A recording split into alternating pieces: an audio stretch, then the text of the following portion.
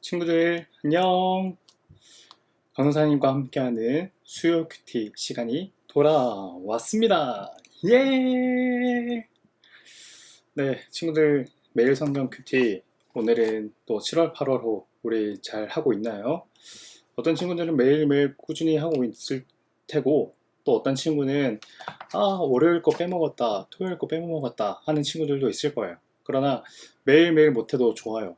꾸준히 우리가 못해도, 하루 못해도 다음날 다시 해보고, 또 그 다음날 못해도 그 다음날 다시 해보고, 이렇게 다시 노력하는 그것이 제일 중요한 거예요. 그러니까 하루 빼먹었다고 해서 포기하지 말고, 빼먹은 날이 있으면 그날을 다시 나중에 또 하면 괜찮아요. 그런 식으로 진행하면 됩니다. 그래서 강사님도 뒤에 있는 스티커를 통해서 이렇게 7월에는 이 1, 2, 3, 4, 5, 6, 또 그리고 이렇게 날짜별로 다 했는 날짜에 스티커를 붙였어요.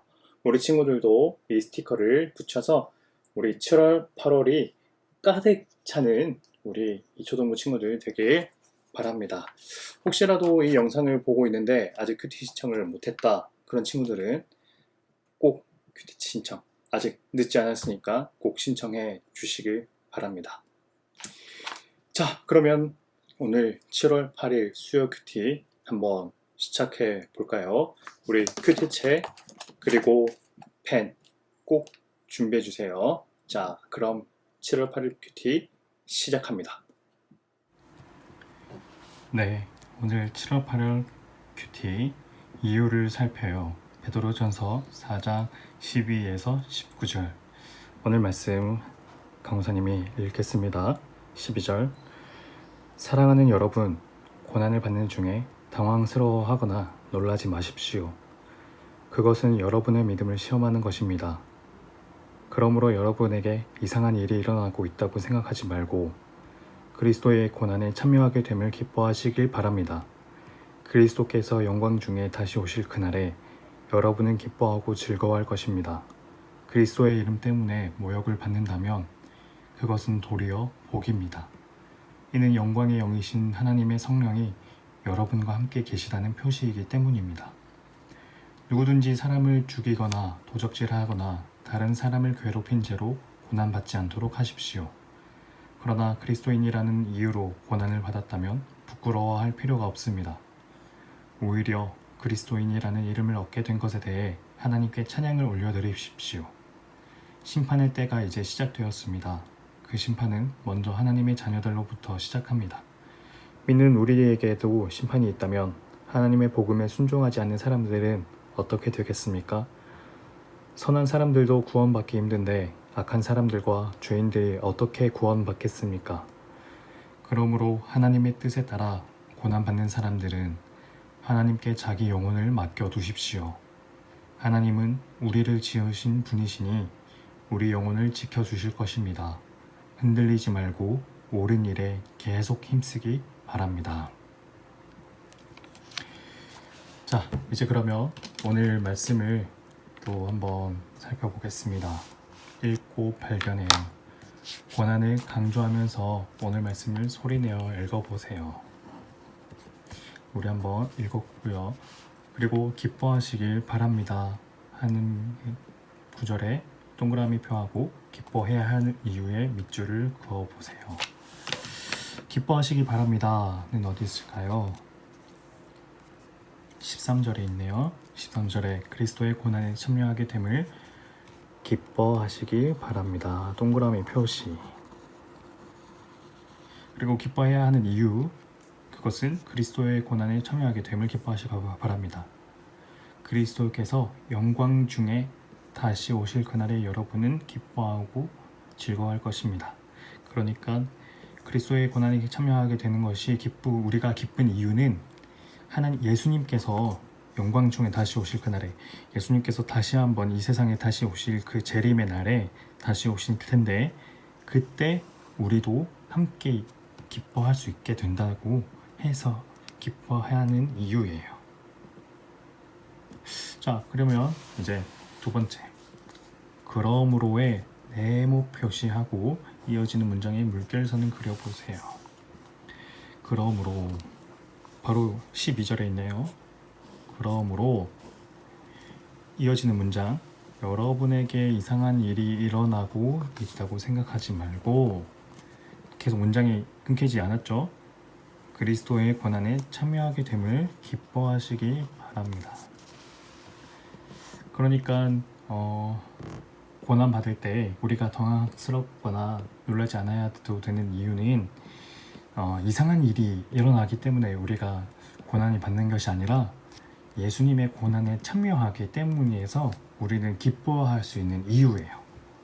왜? 예수님이 이 세상에 다시 오실 때 우리도 예수님과 함께 기뻐할 수 있기 때문에, 예수님이 이 땅에 다시 오실 때 악한 사람들은 다 심판받고, 그때 우리가 세상에 살 때 고통받고 고난당했던 우리는 다시 행복할 수 있기 때문에. 자, 그래서 3번 읽기, 2번 읽기는 했고요. 3번 읽기. 그리스도인은 무엇을 기뻐해야 하나요?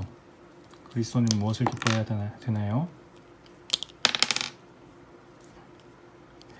네, 13절에 있죠. 그리스도인은 무엇을 기뻐합니까? 그리스도의 고난에 참여하게 되는 것. 그리스도의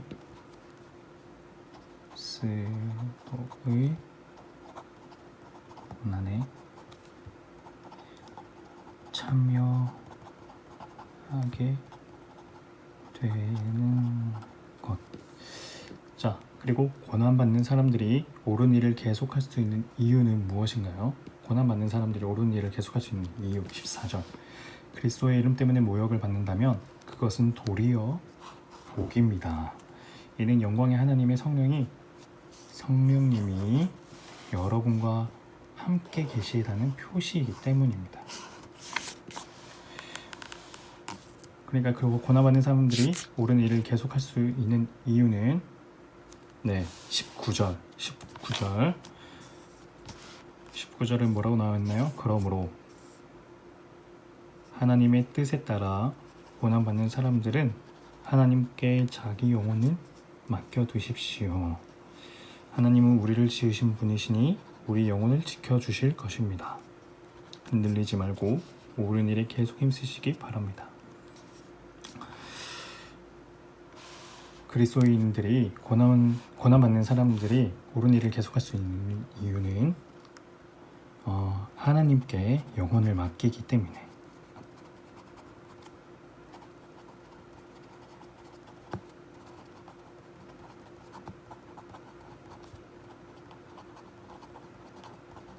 하나님께 영혼을 맡기면 뭐가 좋은가요? 하나님은 우리 영혼을 지켜주시기 때문에.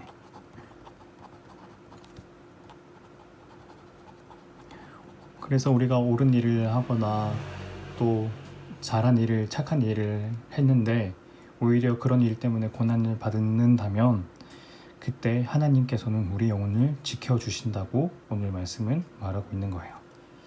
자, 이제 말씀을 이해하여 읽어볼까요?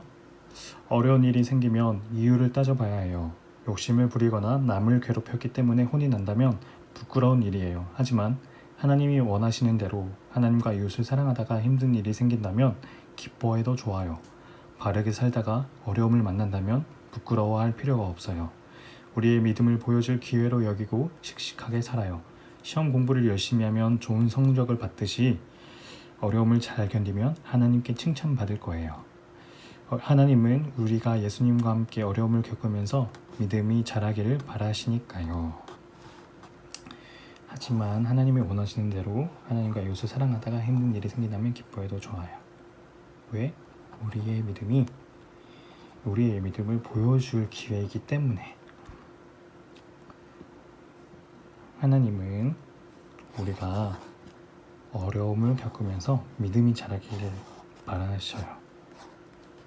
예수님과 함께. 자, 그래서 오늘 말씀 큐티, 오늘 그래서 이것을 생각하면서 밑에 기도하고 실천해요 까지 우리가 한번 적어보면 좋겠습니다. 자, 이어서 강무사님이 오늘 말씀에 대한 설명을 간단하게 하겠습니다. 자, 베드로는 계속해서 고난에 대해서 말하고 있어요. 고난이 뭔가요? 내가 어려움을 겪거나 힘든 일이 생기는 것, 내가 힘든 일을 경험하는 것, 그것이 바로 고난인데, 이 고난에 대해서 베드로는 두 가지 이유가 있다고 해요. 첫 번째는 내가 사람을 죽이거나 도둑질을 한 것 같이 내가 무슨 잘못을 했을 때 그때 당하는 고난.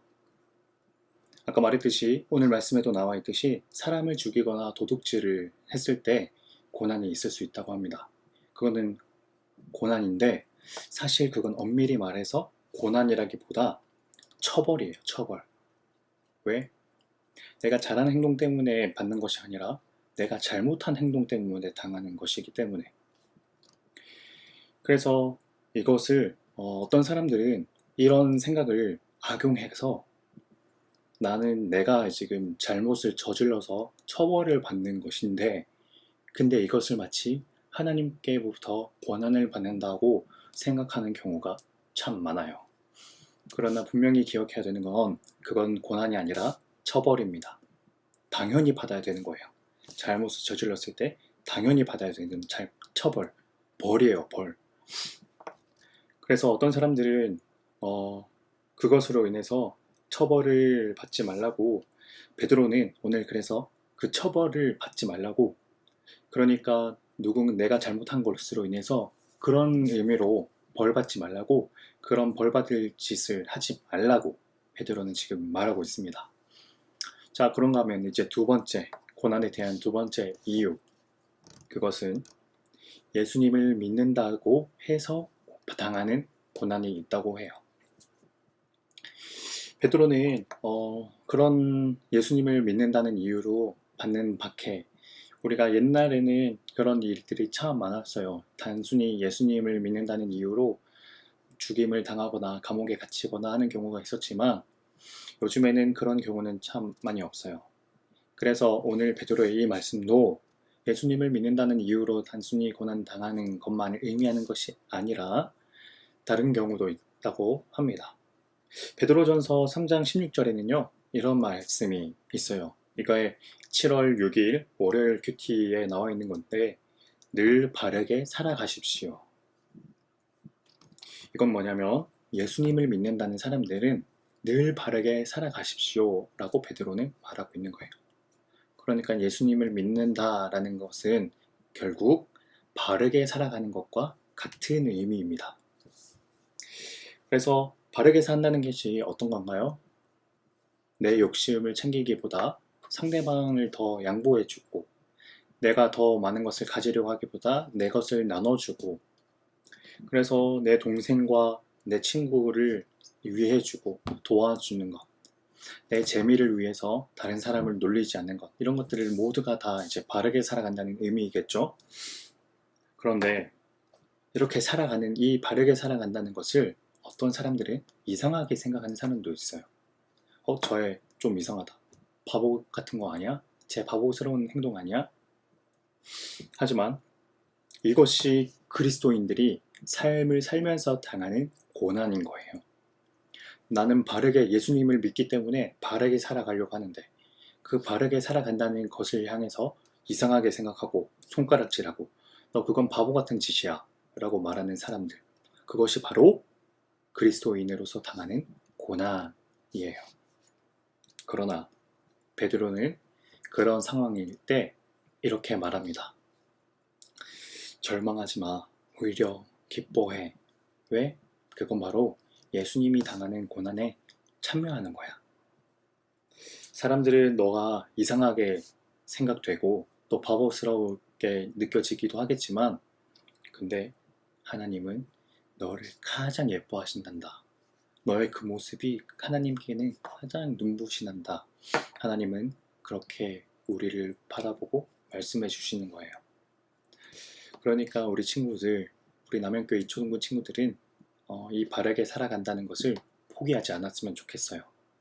다른 사람들이, 학교 친구들이, 예수님을 믿지 않는 친구들이 좀 이상하게 생각할지 몰라도 바보스럽게 생각할지 몰라도 이것이 바로 바르게 살아간다는 것, 그리고 예수님을 믿는 행동이기 때문에 우리 이 예수님을 믿는 믿음, 그래서 예수님께 받는 고난을 우리는 끝까지 포기하지 말고 하나님과 함께 또 하나님 안에서 우리 믿음이 더 잘 자라나가는 우리 초등부 친구들 되길 축복합니다.